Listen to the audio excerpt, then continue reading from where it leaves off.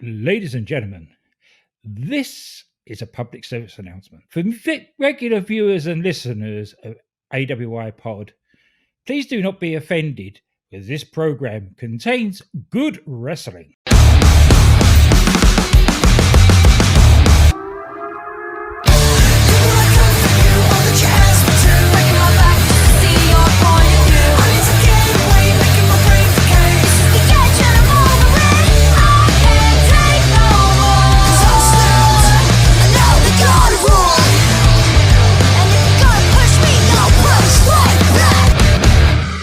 Hello, once again, everybody, and welcome to A Cup of UK Heritage. This is the 5th episode. I am your host, Brent Files, and I have brought with me our expert on British wrestling. His name is Glenn Abbott at Gia Wrestling. If you are on the Twitter, give him a follow. Glenn, how you doing? Good afternoon, Grapple fans. I'm doing very well, thank you. That must be another British thing that I don't understand. You know, Rob said about Kent Walton, and you said, Yeah. don't know who that is. Yeah. Basically, the British answer to any of the great American commentators you can think of. So he's the British equivalent to, say, like a Gordon Soley or Jim Ross or... Yeah, exactly. He was the voice of Saturday afternoon wrestling on the World of Sport. That's good. I'm trying to think like who. So let's see, who used to do the old World Class Championship Wrestling? Was it I can't think of his fucking name right now. The guy who used to call it Bill Mercer, maybe. No, it was a younger guy. Mercer used to do like interviews and shit, but it was like, let's have a look. Broadcast. Fuck, I can't remember. WCW. Leo McGurk used to do commentary for Mid South, and I'm pretty sure he was like fucking blind. He's doing color, he can't see. You listen to some of those commentators from the territories, and I understand that the recording quality wasn't very good at the time, but yeah, quite a few of them that like they could have the use of a seeing eye dog. Yeah, or something. I mean, they were still doing better than Vince McMahon at calling holds, and then from there, I know what a maneuver. Raw from '97, as we do, War the Attitude, and even McMahon like just cutting from one segment to another, and he was like, "So we're gonna have Vader versus Mankind," and then from there, I was like, "Jesus, he even does it when he's not calling matches."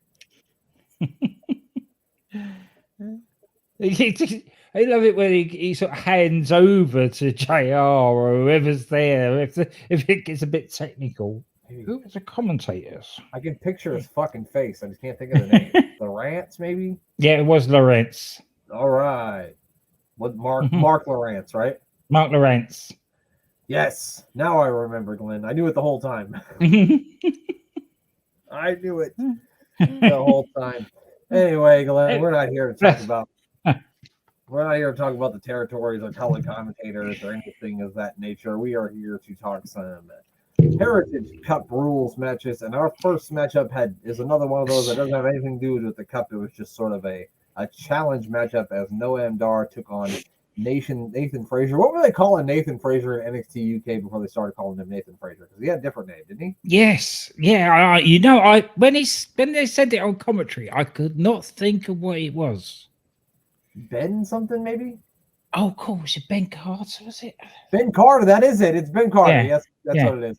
Because if that isn't a generic jobber name, I've ever heard in my life. Ben Carter. Yeah, and then he became Nathan Frazer. As the rest, as I say, is history. Yep. So there's another. When we started doing these, what we didn't realize is that the week before every one of these Heritage Cup matches, we should be watching the Supernova sessions, because every one of these matches gets set up on those shows. And like, especially the last 5 have been set up on the Supernova sessions, which is kind of crazy when you put all that together. But then again, also shouldn't surprise you, though, because as people probably know now, the Heritage Cup is synonymous with Noam Dar, so I guess that makes a lot of sense. Yes, This was actually a forgotten match because I made an entire list of NXT UK Heritage Cup matches And Glenn messaged me the other day and said, "Oh, I just watched Noam Dar versus Nathan Frazer, and man, what a match!" And I thought to myself, Glenn, what the fuck are you talking about? Because I don't have no Noam Dar Nathan Frazer match on my list. But indeed, it did exist, and it was a good match, just as Glenn has told me that it was. This is an iconic match. It really is. In one way, especially, it sort of sets up the rest of the Heritage Cup. It does.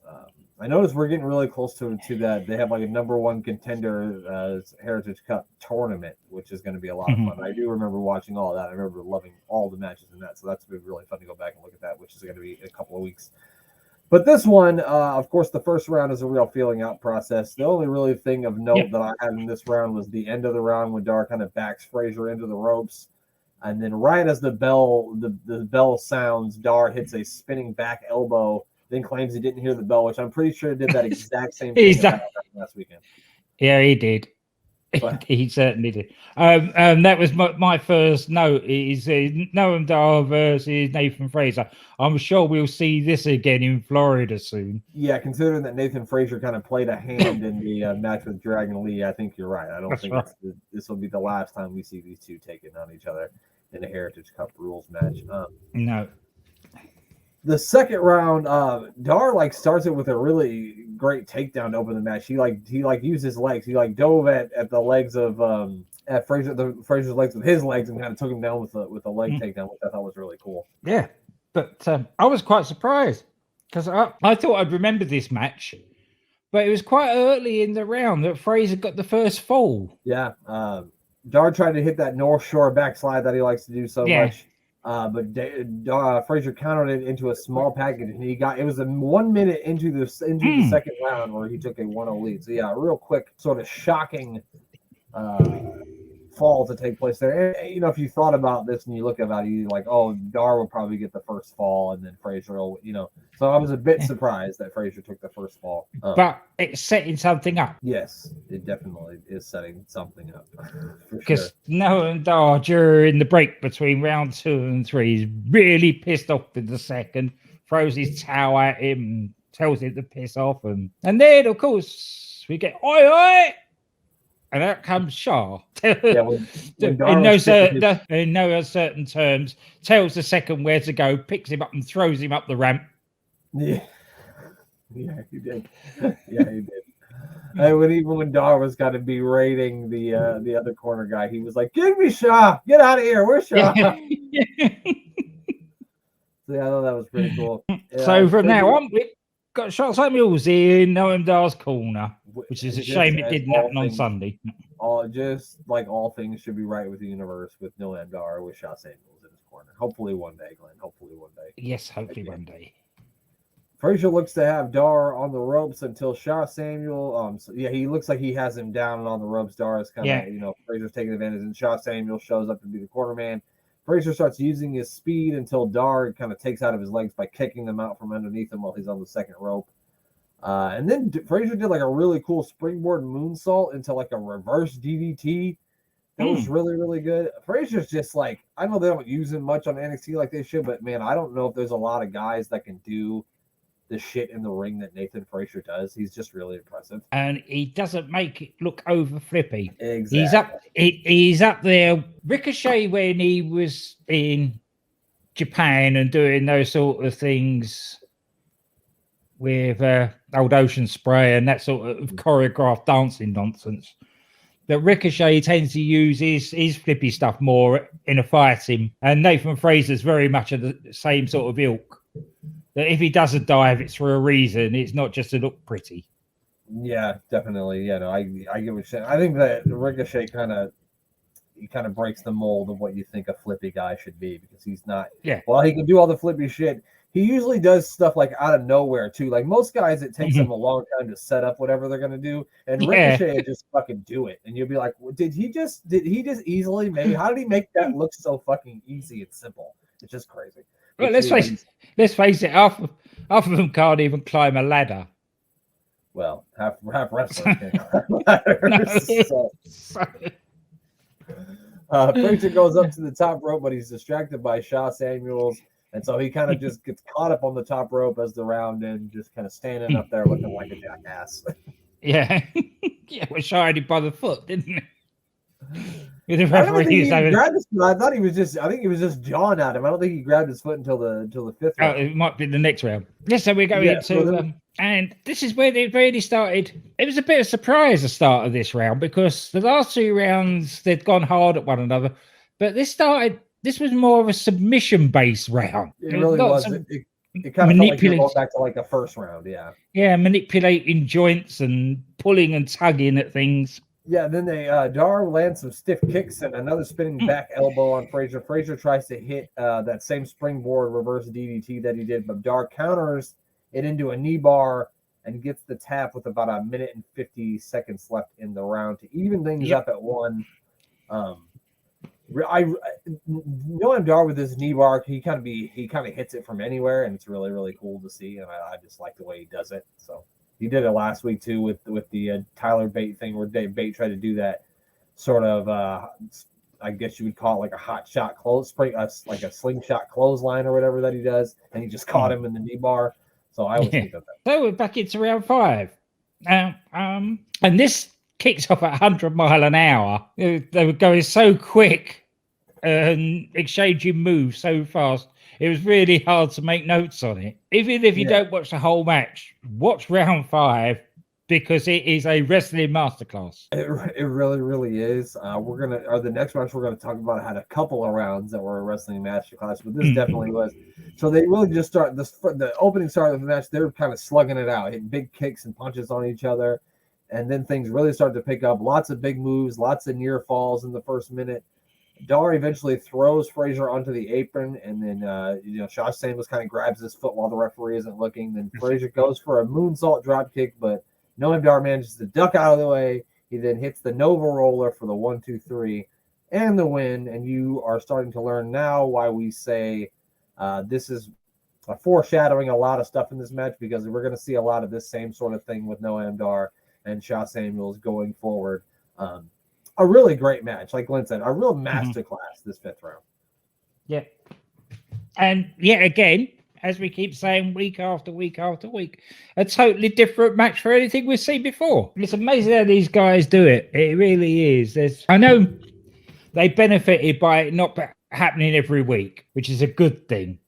Definitely. No, and I'm sure part of it was that we thought that it was going on more often than it was, because of the Supernova sessions and Noam always talking about it the whole time. Yeah, they made it feel like a really, really important thing. It wasn't just like a secondary title for them. It was actually a big thing, and guys actually made it seem important, and having things like the Supernova sessions talk about it every single week. Yeah, and Nigel McGuinness puts it over as the history of it and the tradition of it. Yeah, every time. And another thing that they always did really well as NXT is that they would build to something. They would let you know that, say, this match is coming in 2 or 3 weeks, and then they would do a great job of building up to that. And they did that a lot of times with these Heritage Cups matches too, which makes it feel better and bigger. It was one thing we used to say when we first started watching them on Piece of Business, is even if somebody lost, there was a story being told. Yep. You couldn't actually say anybody was being buried or anything like that, or any of those nasty terms. It is always a case of win or lose, there's a story being built. And it's the same with these Heritage Cup matches. And a lot of these people were built as, like, they came in as, sort of not jobbers, but they were going to lose every night. And then eventually some of them built up to be bigger stars. Which I don't think you see even that a lot of now in NXT. I think they bring guys in, and then that guy is immediately hot-shotted to be one of the main stars, and he doesn't really come in and lose any matches. I mean, because think about it, like Ben Carter, who goes to, Nathan Frazer. We had Jack Stars, who was the jobber who ends up being, a pretty big star on the show. You had guys like Danny Jones, who were like nobodies, but by the time they ended NXT, Danny Jones was one of the guys I always loved to see wrestle. So, I don't know. We could sit here and put over NXT UK all day if we wanted to. As we do quite a lot. All right. The next one is actually a Heritage Cup Championship match. It is Tyler Bate taking on the Heritage Cup champion, A-Kid. We always say the first rounds are feeling out processes, but I feel like this first round was the most feeling out process round we've seen. If that makes sense. Yeah, definitely. They were just countering everything the other one did. And it was that storytelling of it was a trainer and pupil. Right. So they would know each other that well. And they also put up on commentary that A-Kid's already defended the Heritage Cup Championship once against Bate, and he won. And they had a singles match before that Bate had won. So this is kind of like their rubber match, if you will. So the commentary on these shows are always really, really good too. It makes you miss Nigel McGuinness and wonder why they didn't just fucking stick him on NXT. Yes. Oh. Him and Vic Joseph would have been perfect. Second round's got some good submissions, some good submission transitions in the second round. A lot of very good technical wrestling. It was kind of sort of a feeling out process to part 2. You know what I mean? Yeah. I love the innovative way the A-Kid got out the head scissors. You see it quite often where somebody basically does a headstand to get out of it, but he did more. He sort of parted his legs as well, just sort of lead himself out into a standing position, which is really hard to do. Made it look a little more graceful. Get some extra style points if that were a thing. Yeah, so like I said, not a lot to know in the first or second round, but like I said, you got to go back and watch these things because sometimes the technical wrestling and stuff is just so good that there's no way that I could put into words how good it is. And that's actually the first note that I have in the third round is like I don't think that I could put into words how good these two are at mat wrestling and technical wrestling. I just can't do it. I don't know if there's any man out there besides maybe Jim Cornette that could eloquently describe the things that we saw in this matchup. That's right. Then you say that, and then A-Kid very viciously smashes Tyler in the face twice. Yeah. Yep. The technical stuff ain't working, so just punch a man in the face. That'll do it. And the thing about Tyler Bate is most of the time when you punch him in the face real hard, he just kind of wakes him up because that's what this did. It woke him up because he knocked A-Kid through the ropes and to the floor with an elbow. And then the guys get back in the ring and they start trading punches and kicks, and then eventually both spill out onto the floor again as the third round ends. So things got really physical in the third round. Yeah, it's unusual to actually see them on the floor that often. And to actually have the round end as a referee, that again is perfect timing. It was because the referee was going 7, 8, ding ding. Yeah. And it's perfect to do it at 7 or 8 because most people would expect you to do it like at 9. So do it on 7 or 8, I think, is better than waiting until 9. Fourth round, Tyler Bate comes charging out of the corner to start the fourth round, lands a big uppercut to A-Kid chest. A-Kid almost gets the pinfall with a beautiful fisherman's suplex here in the fourth round. What do you got from this round, Glenn? Well, we get the Tyler Bate airplane spin. A-Kid counters it into a sleeper guillotine type thing, which is amazing to see. It was really cool, yeah. It's funny that our notes are almost exactly the same. Like you'll say, like the things you'll say be like the exact same thing I have written in my notes because I said the exact same thing as you. Yes, and then Bate kind of breaks the hold by slamming A-Kid. Yeah, fall away slam. He's got the guy hanging around his neck and manages to fall away slam. Which is how does one do that? A-Kid then tried to jump off the second rope to Bate, which Bates then hit a huge uppercut to him. Tyler goes for a suplex, but A-Kid counters into another sort of guillotine choke. Tyler eventually breaks this and hits a suplex. He tries to cover the A-Kid, but the referee only gets a 1 count in before the round ends. So we're heading to the fifth round with no falls yet. No falls at all. It's a hell of a way to go into especially when it's the championships on the line because you're not going to go into overtime because the tie's going to go to the champion. And so you go and you're looking at this, you're like, you're going to get down to the fifth round with no falls. You're like, well, holy shit, something's got to happen here. You know what I mean? That's it. And it kicks off with it because Tyler goes for the Tyler driver. And A-Kid, which is, I think they mentioned it on commentary, is probably the first time the Tyler driver's ever been kicked out of. Yeah. Yeah, because I was shocked when he hit the Tyler driver. I just assumed we were going to get the 1, 2, 3, and so when A-Kid kicked out, I was like, "Holy shit!"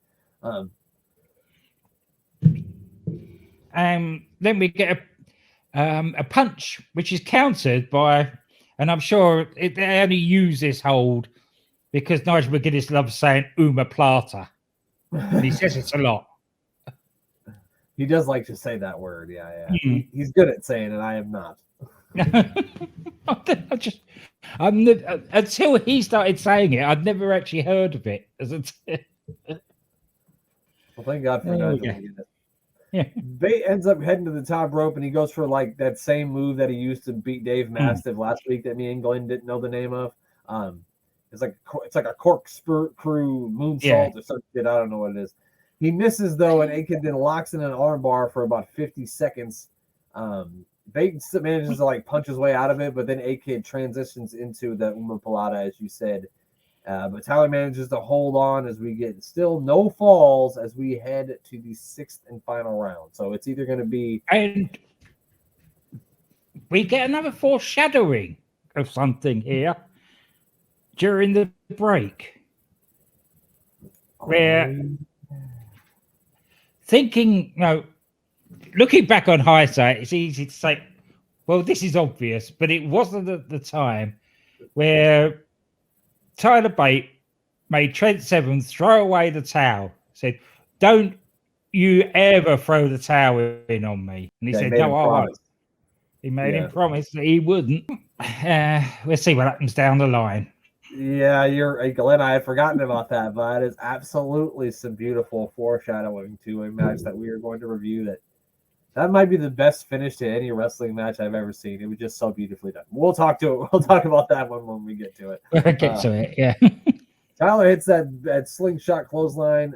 He goes for the Tyler driver, but A-Kid counters with a Hurricane Rana for a 2 count. Bate lands a stiff punch, but then A-Kid lands a super kick. He goes for a pinning combination, but Bate then counters into his own pinning combination. Gets a 3 count pretty quick into the final round of this match. And it being the final round and this being championship on the line, that means Tyler Bate is the winner, and he is now the Heritage Cup champion. What do you think about the finish? I loved it. They brought it into jeopardy right to the last minute. Again, A-Kid countering Tyler driver. Tyler getting the better of him by then countering the counter and rolling him up. And the best thing is it kind of came from out of nowhere. Like you didn't expect that to happen. I didn't see that coming. And that's the best thing about these matches is you don't see it. You never see it coming. No, you never know what's. I know most of the results of these because we watched them as they happened. Right. But still going into watching them again and thinking, who wins this one? I knew it was going to be Tyler, but there's always that. Right. Yeah. Well, Glenn, that's it for this episode. You got anything you need to plug before we get out of here? Well, I suppose as he keeps on saying nice things about us, we better give UTT Rob a shout out. Check out the UTT podcast with them, and I'm booking the Tankatory and Gator Golf. They have granted our permission. They have granted us permission on Tankatory. Has granted us permission to do a Psycho Sid-esque show in the same sort of form that they do that, which we will get to eventually someday. I think one day once we're finished with the Heritage Cup, we'll. Yep. That'll be our new miniseries. Have a look into the murky past of young Sid. Up until the point where he breaks his leg. Yeah, that's what we're going to do. The many voices. I want to watch that. I just thought of the name of the show right there, Glenn. The many voices of Psycho Sid. Psycho Sid, yeah. I thought we'd call it. What was it he said the other week? Oh God, Glenn, I don't know. I couldn't think of what it was he said. But there's so many things you could take out of any of his absolutely amazing promos and use for a show title that we'll be spoilt for choice when we get to it. We'll have lots of names for episodes. That's for goddamn sure. But yeah, as always, make sure you check out Sports Wire Radio. Give our buddy Thomas Bryce a follow on Twitter at Thomas Bryce 2017. Check him out on Instagram, which is Thomas Bryce 2020. And of course, give the third member of our podcast team here, the Mayor of Canton, a follow on Twitter at Mayor of Canton, and check out A Meal with the Mayor every Wednesday. He managed to get it up on Wednesday this week, so we're proud of him. Check out a new episode of AWI Pro Wide Worldwide. This will be the last episode before we get into our Battle Bowl watch along, so that's fun. And check out the new episode of Warning the Attitude. We are on the road to WrestleMania 13, and as mentioned before, UTT Rob will be joining us to review WrestleMania 13, so that'll be a lot of fun. We're looking forward to talking to Rob. And that's it, Glenn. The only thing left to do is for you to say goodbye. Goodbye.